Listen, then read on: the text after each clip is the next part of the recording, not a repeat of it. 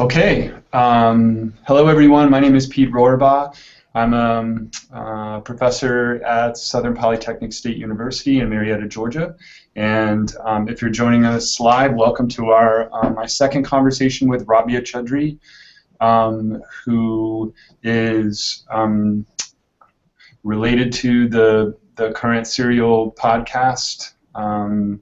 And if you're here, you probably already know about her link and connection to that story. This video will stream live. You should be able to hit the start button on the page that we've sent out a little bit and watch this live. We'll be taking some questions and comments from that page, but also I'll be watching Twitter for people using hashtag serial narrative, and there's already some questions up there that I'll be pulling in. And before we get started, I just wanted to welcome you back, Rabia, and also say thank you for the kind words that you said about me on your blog last week, as you were kind of explaining your side of the beginning of our project. And I appreciate your time and your investment in being here and continuing to talk about it. So again, thank you. And why don't you just say hello and tell us what your week has been like. Hi, Pete. Thanks so much for having me, for organizing all of this. And I mean, that was totally my pleasure to do a short little blog about it. The feedback I've gotten, like from people I know, including my brother and others who are close to me who've watched, they really love the conversation. They're fascinated with like the questions that you pose, and because again, a lot of us are so deeply in it, like we can't extract ourselves to kind of think of these bigger picture questions. So thanks for just even, approaching this entire, this whole thing, whatever you want to call it, this phenomena in this way. I appreciate it. And my week's been fine. It's been good. I mean, it was really a weekend between, my weeks go like from Thursday to Thursday marks my week. Yeah. And so from Thursday to Friday, it wasn't too bad because, when I heard the title of, the case against Adnan Syed, I was like, I almost thought maybe that there would be things that I didn't know that were going to be presented, and nothing was. So that was a kind of a good thing, I'm like, oh yeah, I know all that. It wasn't any surprise to me. So. Right. Yeah, and actually that's a good place to start today. I'm gonna kick a question that wasn't even one that I was blogging about. I'll get to those in a minute, but I also was kind of struck by the name and the kind of positioning of this episode, and like you, when I finished listening to it, and it was called The Case Against Adnan Syed, I kind of felt like you do in a courtroom when the prosecution rests, like this is everything that we have, and given at least 5 or 6 episodes left in serial, I was kind of, from a narrative perspective, I was kind of thinking, like, my expectation is almost everything that we hear from this point out is going to be the opposite of that. And in fact, we can see that the title of next week or this week's episode is kind of along those lines. So I'm wondering if you kind of taken the response that you just gave to having listened to it, if you feel like that title kind of foreshadows things that we're going to be chapters or segments that we're going to be hearing from here on out. Actually, having just said that, I want to maybe say I might be actually wrong. Because what I just realized is that the way you framed it, that this is the prosecution rest, that might be Sarah's approach in saying this is how the prosecution rested. I mean, this is the case of the prosecution. Right. And so maybe there are things that the prosecution didn't present that are still damning of Adnan that she's going to present independently. Right. So maybe I kind of read it wrong. The way it's been going is that she will present things that are already kind of known and then things she discovers together. Mm-hmm. I expected that of this case, of this episode too. Mm-hmm. But maybe not. Maybe this was the prosecution's case, and that was the prosecution's case. Mm-hmm. Definitely, the title of the next one, the opposite of prosecution. At some point, she has to present defenses or things she's uncovered that would maybe counter the prosecution's case. So I have a feeling, I think if it's good storytelling, it means attention goes back and forth, right? If you Mm-hmm. lead people in one direction, then you lead people in another direction. So, Mm-hmm. I mean, I'm assuming we're gonna still go back and forth a little bit. Right.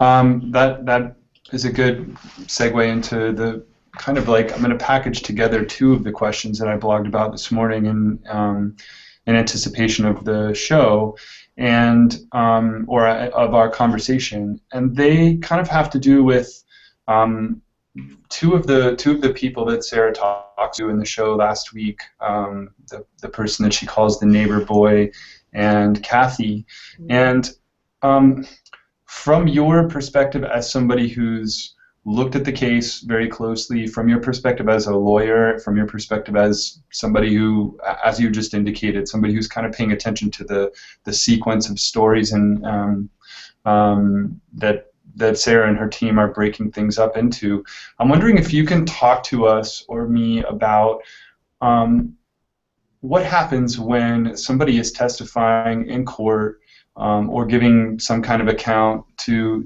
police about something that's already, or to Sarah herself, about something that's already happened that's public record, so that when Sarah talks to Kathy, Adnan brings up this point that if Kathy already knew about Adnan being arrested and the kind of story that was being told about how he was potentially involved, that could, in fact,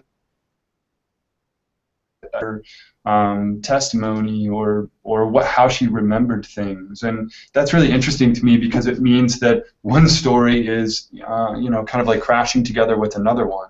And do you have thoughts on that? Do you have either from a legal perspective or from the perspective of somebody who's followed all of this stuff? Do you feel like keeping those two stories separate has been an important part of this case, or was at some point, or have they always kind of been coming into conflict with each other? Wait a minute, what two stories are you talking about? The one Kathy told at trial and what actually happened? Is that what you're talking about? Well, yes, although if we can kind of like go one more layer abstract from that and say anybody who had anything to say about Hayes' murder or Adnan's behavior that day, potential, the police talked to people before Oh, I see. Adnan was arrested and after, and then Sarah is talking to people 15 years after the fact, but they all know what the official story, what the court decision was. So I guess the two things I'm asking you to consider are somebody's memory of what happened and that memory as it comes across the boundary of having heard the official story about what happened. Right. No, I mean, look, this is even a researched and documented phenomenon, right? Like that our memories, first of all, memory is a really tricky issue to begin with, right? I mean, memory is tricky. Eyewitness testimony is tricky because the same people can see the same thing and remember different parts of it. Memory is like that. Memory shifts definitely. And on a personal level, I mean, we all experience this, right? Like we might be in something that seems pleasant, and then later, maybe something negative happens, or there's a person that we don't, a friendship that breaks off, and then you look at everything through that lens that, oh yeah, she was always horrible. I mean, I think that's a real phenomenon. I think it was problematic that the police, from a legal and investigative, not a legal but an investigative angle, talked to her after the arrest. I mean, when they had the information already,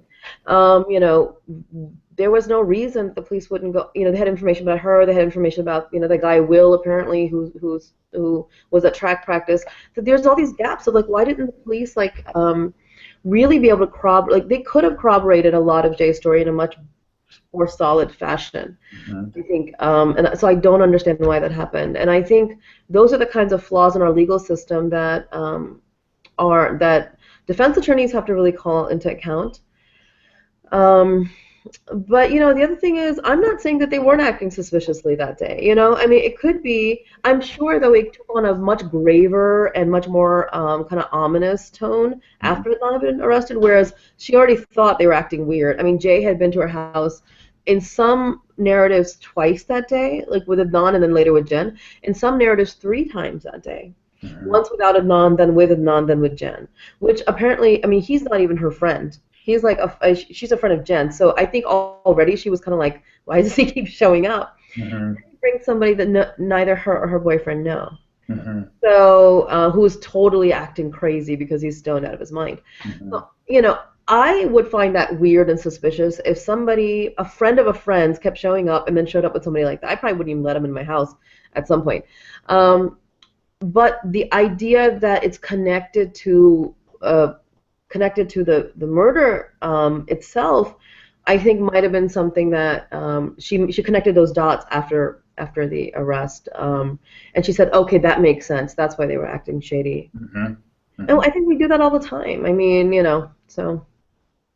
Yeah, yeah. I mean, I was struck with that same observation. We have, and like tons of research on memory and metacognition and all of that stuff proves that we have these gaps and we fill them in, and that it's not a our brains are not computers Yeah. as much as we are very prone to making those metaphors on a regular basis. Yeah. And even I mean, even if they were computer, I mean, it's just a matter of like if you look at what's happening, the discussions happening on Reddit or anywhere online, people are listening to the exact same thing that Adnan is saying or is being discussed on Serial, and they're coming to such different conclusions, right? Mm-hmm. Completely different conclusions, maybe hundreds of different conclusions. Mm-hmm. So a lot of our reality depends on what we're bringing to that reality, right? That doesn't mean that's an absolute truth. It just means I don't know if you know that Indian folklore legend, the elephant and the blind man. That's the part of the elephant that we are seeing or feeling. Mm-hmm. But that doesn't mean it's an absolute truth. Right, right. There are a couple of questions on Twitter. One very recently, and I want to save some time at the end for being able to address some of those. But and we are going to try, as we discussed, we are going to try and keep things kind of shorter this week than we did last week. But I do want to get into kind of like the real crunchy piece of this last episode as it relates to the kinds of conversations that you and I are having.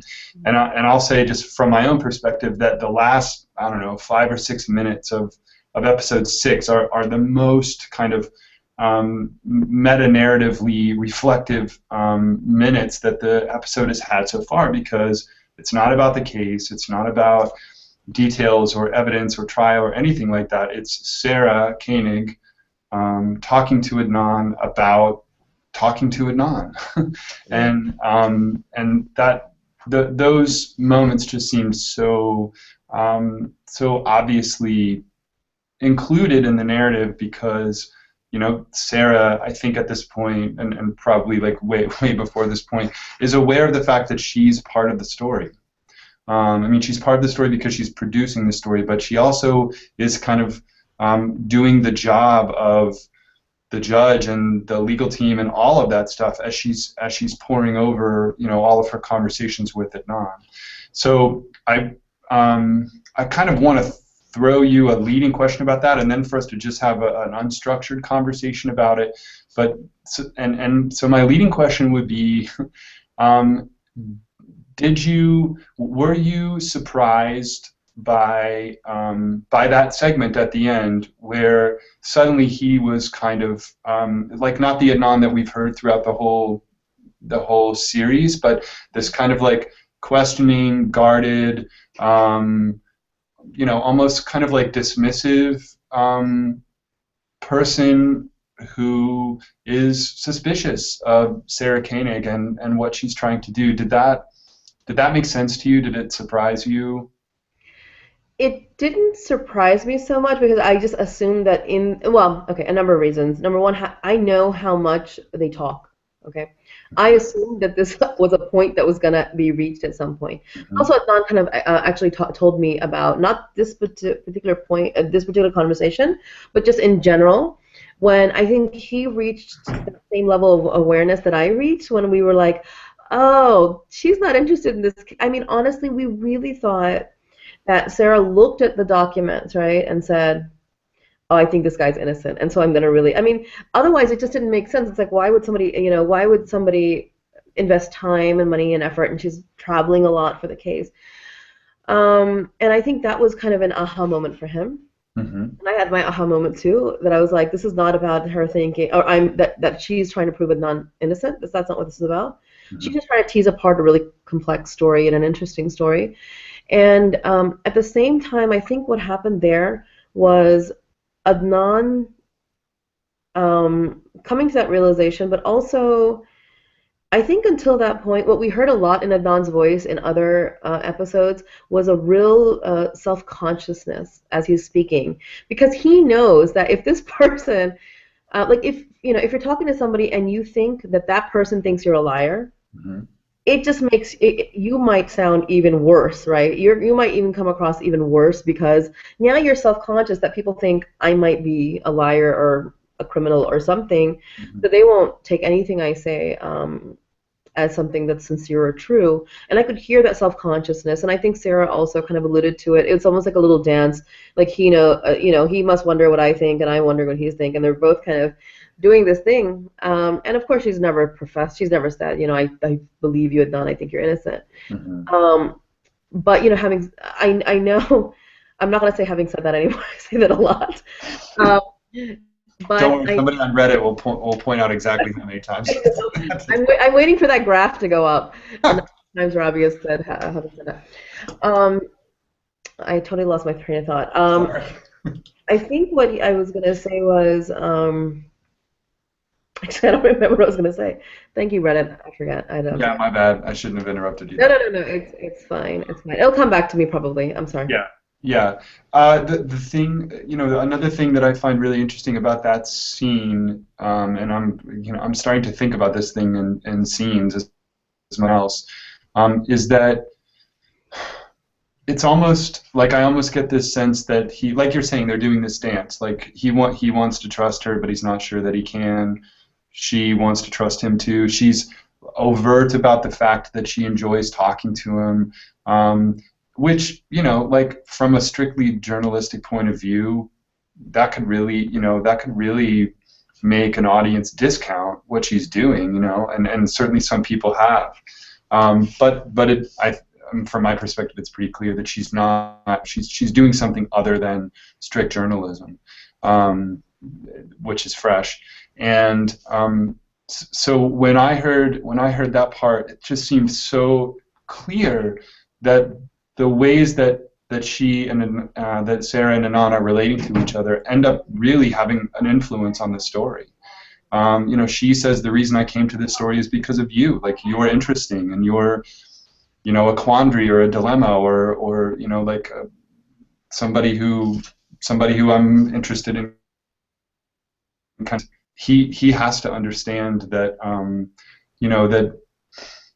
that can work for him or work against him. And unlike all of us, unlike you and me and the people who are watching this and anything that's sitting on the internet, he just has these conversations and walks away from them and doesn't experience the explosion of theories and stuff like that are coming out. He has this very kind of like limited effect on his own story. And also, it's not just one conversation. Sarah's visited him, plenty of times. Say that one more time, Rabia. Sarah has visited him in person plenty of times too. Right. So, I remember what I was going to say. I was going to say that I know that Adnan has told her, that, I mean, like, obviously at some point I'm sure she just straight up asked, but that he is innocent. She's posed the question. I think what happened, I think maybe Sarah took the documents, found she was mildly interested because of the things the discrepancies I was pointing out, and some of the characters. Like, I mean, I remember telling her about, I'm like, there's this guy who found the body who was kind of weird, and there's this, the document, the neighbor boy document. I showed her that the first time we met. I'm like, look at this, this is weird. And then I think after she talked to Adnan, maybe she felt, I don't know. Maybe she just felt from his voice like I feel from his voice a sense of earnestness, and maybe that made her just realize that that she didn't want to just walk away from what this was, and from on. So I still think that she thinks that there's a possibility that he's innocent, and I think that's enough for her to keep going. But for Adnan, I think it's great that he actually is sheltered from all the other stuff that's happening. Mm-hmm. Because for him, it shouldn't be about the show. It's about the case. And that's what we kind of experienced when he had that conversation with Sarah. He was like, oh, I think that's when he maybe first got the sense that this was not about as much about a case as it was about the show. Mm-hmm. Yeah. Yeah, and it was another thing about that moment for me was it's one of those moments that I really look for where potentially for a listener it changes from entertainment to something more personal. It's suddenly this isn't just a story that you're listening to, that's constructed and that you kind of have a sense of suspense on, and you realize, like this is, I mean, there is a guy and he's sitting in jail. There is a girl and she's dead. This is not entertainment. It's something different. And I think, when he talked about, I actually never heard him express that before. Can you hear me okay? Yep. I never heard him express before that he would spend time thinking about how could people know him Mm-hmm. and just accept the conclusion of the trial. Like, Mm-hmm. Which I think might be a bit of a leap. When I say things like, oh, the community walked away, his friends didn't, I don't think they necessarily walked away thinking, some of them might have, that, well, he was convicted. And a lot of people obviously don't know the deep details of the case, or they're not going to the trial every day. They don't know exactly, all they know is he was convicted. Mm-hmm. That might be enough, but I think for a lot of people what happened was, life went on. He got okay, so what? I guess his legal team's handling it. People don't have time to visit him or don't have time to, and maybe he also was reading that as they must think I'm guilty. But definitely, I think the other thing was interesting was I think it was one of the first episodes that Sarah talked to one of his classmates, and the person said we weren't allowed to talk to him or to see him after he was arrested. And I can imagine Adnan, because these is a group of students that he went to school with since elementary school. Right? Mm-hmm. It wasn't like he was from out of town and he just joined the high school. He Mm-hmm. grew up with these students.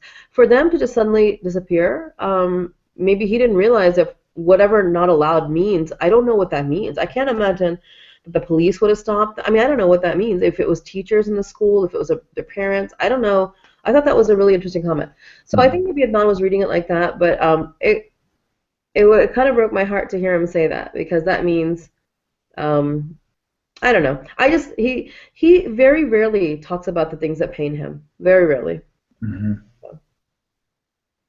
The his framing of another thing that he doesn't often do is say that, like, describe himself. And so that moment where he said, like, this is a trait that I have. If I think that I'm right about something, I don't want to talk about things that I know that I'm not right about or that I'm not sure about. And then he tells the whole barbecue sauce thing.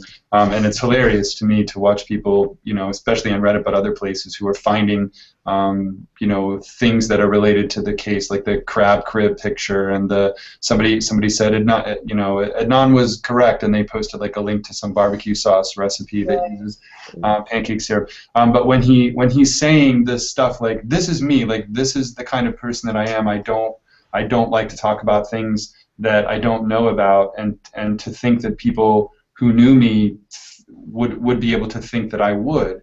Like, layer of that, like the layers of that peeling back, like that's just an understanding of this person, whether you believe it or not. Yeah. I mean, to me, that was a reflection of somebody who has really been institutionalized. Mm-hmm. Right?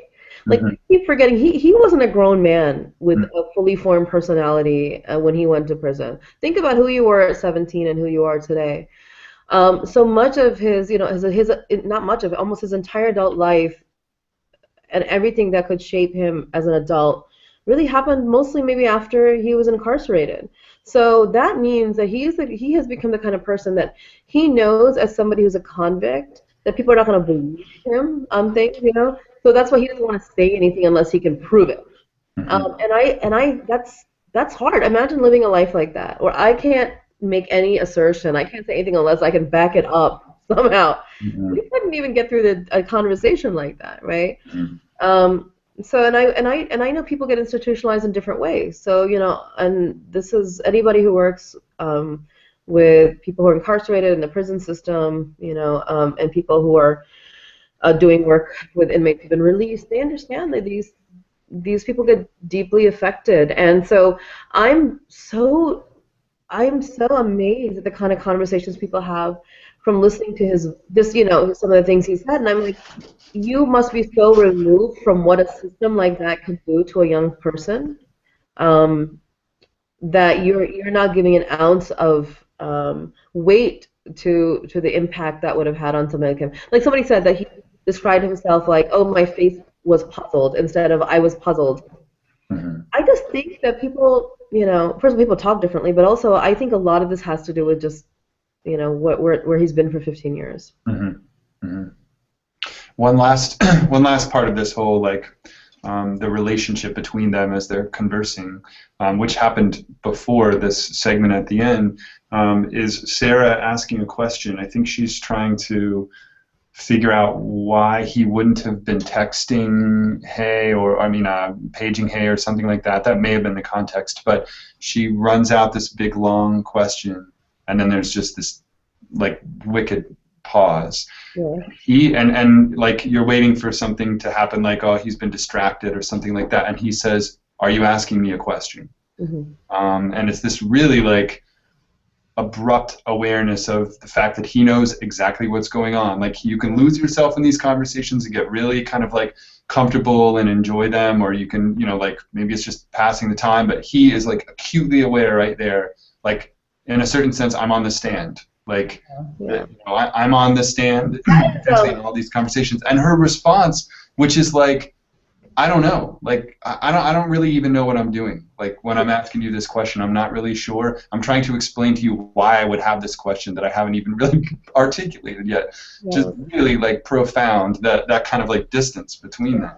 I mean, one thing I know is that some of the lines of questioning Sarah's taken, that I mean, 30, 40, 80, whatever many hours they logged, that she's revisited certain issues over and over and over.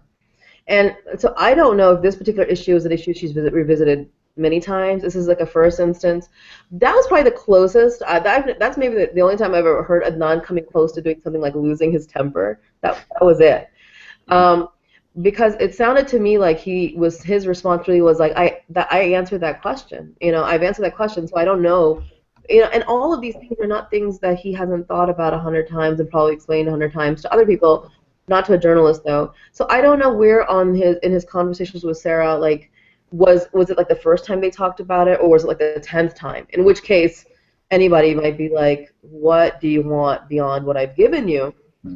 A couple of times in their conversations, that pause was him, I think, deliberately just waiting, maybe to see where this was going and then asking. But other pauses, that I recognize those kinds of pauses in our conversation. There are many times when he just gets distracted because something's happened, or a guard came, or another inmate, or something happened, and then he'll come back to it. So I mean, that was interesting. I could hear in his voice that was him being frustrated. Definitely. Mm-hmm.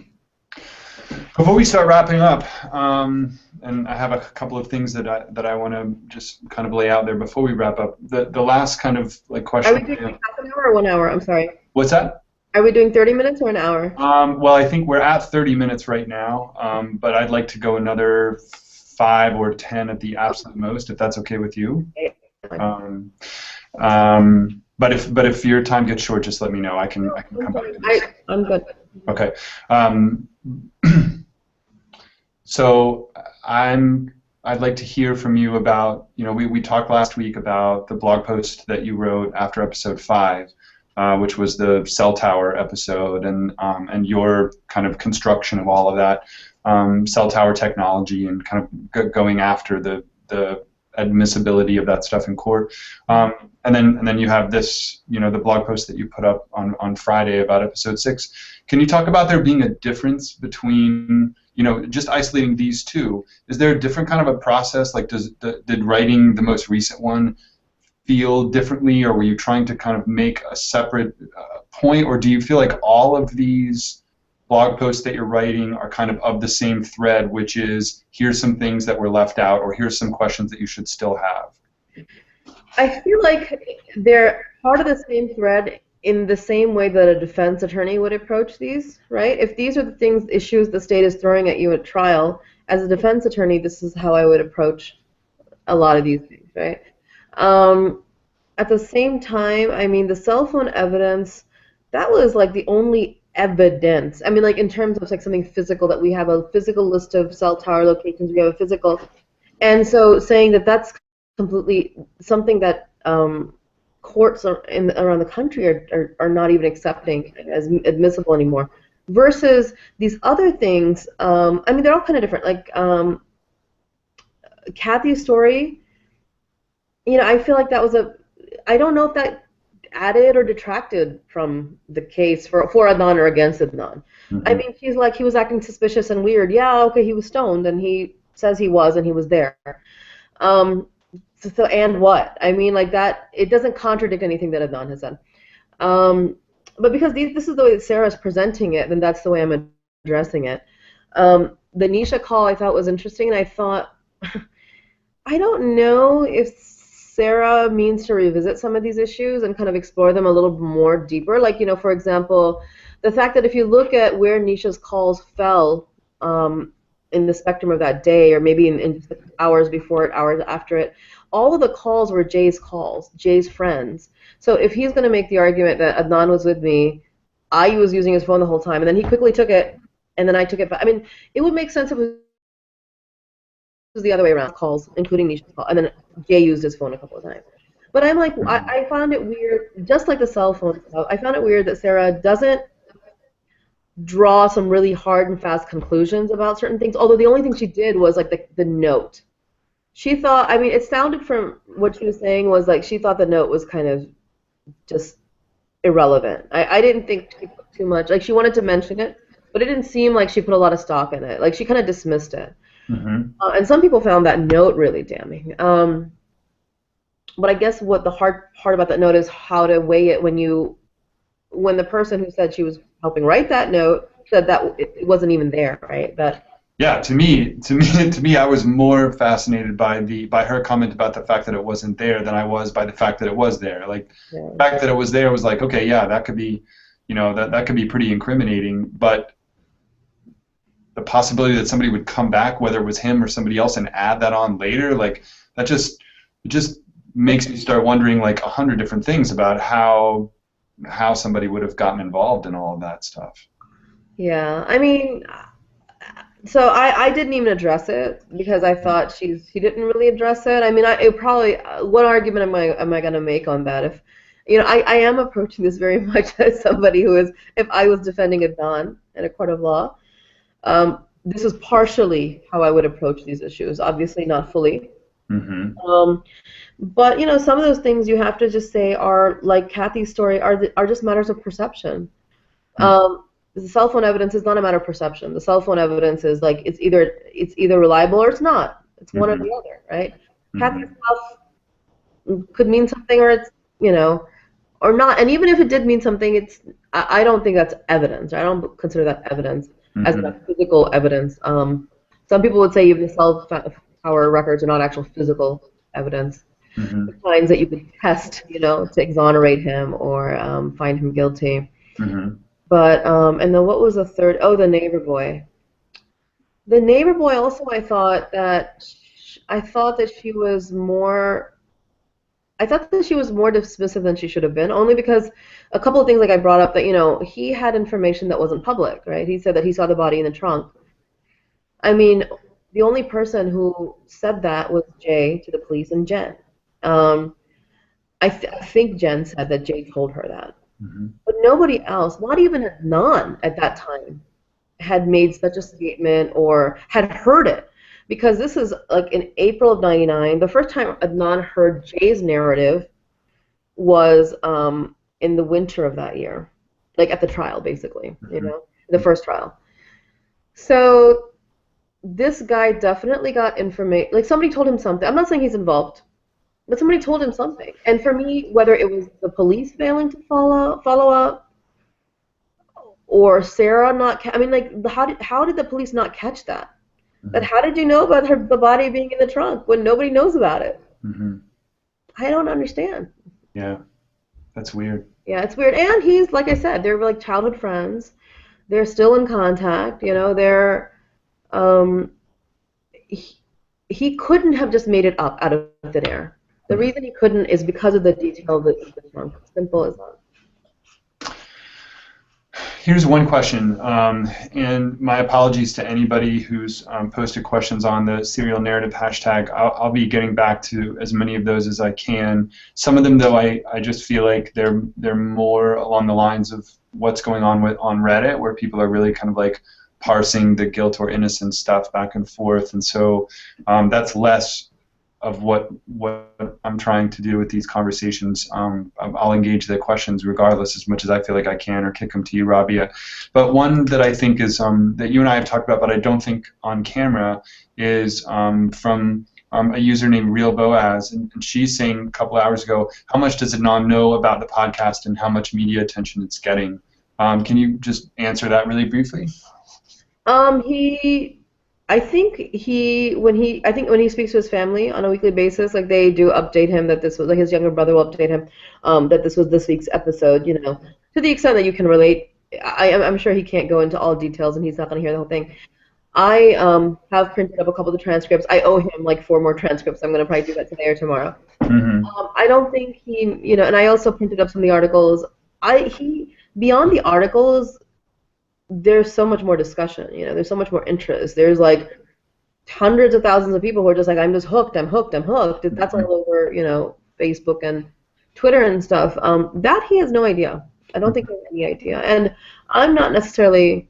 I mean, the little bit of time I get to talk to him, I'm not focusing on that stuff. And I also think I don't want it to for him to feel like it's a circus at his expense or at the expense of anybody who has been hurt in this case, including his family. So, um, I've also thought about how even if you did decide that you were going to kind of like take back the curtain on that kind of stuff for him, somebody who went to prison in 1999, how much of that is even going to make sense? Like it's like time machine stuff. I mean, yeah. how much of Facebook and Twitter only makes sense when you're seeing it, when you're looking at it, when you've only heard about it from other people? How can you even kind of like put that idea together? Yeah, so I don't know that. So I mean, but you know what? Part of it is obviously he's going to come in contact with people who are more recently incarcerated. Hmm. So when I first told him about Reddit, I was like, let me explain to you what Reddit is. He's like, no, I know what Reddit is. And I was like, what do you know? So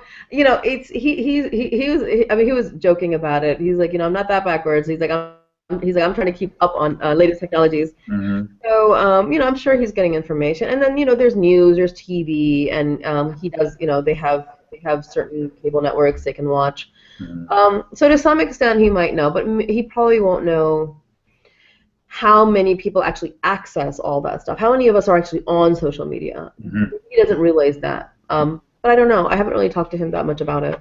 Hmm. Okay. Well, we're right at 40 minutes, so I want to wrap things up. And to do that, before I do that, I'll say that before we got on live today, you said that next week you'd like to bring your brother Saad into our conversation. So we agreed that that was going to happen, right? Yep, that'll be great. I think it's good to have him on, and I'm sure there's things he can talk about that I couldn't respond to. Mm-hmm. And then also interestingly, there's been people kind of like either humorously or seriously proposing, oh, you should bring this person on, you should have a conversation with this person, that person. Somebody said that I should get Jay on a Google Hangout. Good luck with that. Yeah, like what I have to say about that is going to sound like a cop-out, but like I have lots of other professional stuff that I'm doing. This at this point is just kind of like an interesting academic project to me that's separate from everything else that I'm doing, so I'm not going to be able to really chase people down that much. But that said, if there are people that watch that are that want to propose kind of like interesting people to have on here, I would love to talk to Sarah Koenig. I would love to talk to anybody kind of related to the case, but I'm not gonna be able to kind of do the follow-up that somebody at a media outlet would be able to do if if that's their job. But bring them to me. Okay, I think that I'll let you know what I hear. I mean, I asked Saad myself, right. and I'll see who else might add something interesting to the conversation and who's willing to do it. Right, But right. And I would want, I mean, I would want to continue to have this conversation with you, whether there's other people or not. I mean, if we bring other people in, then I would be, that would be somebody to talk to you and me. And it's not like I want to kind of diverge into just interviewing lots of other people.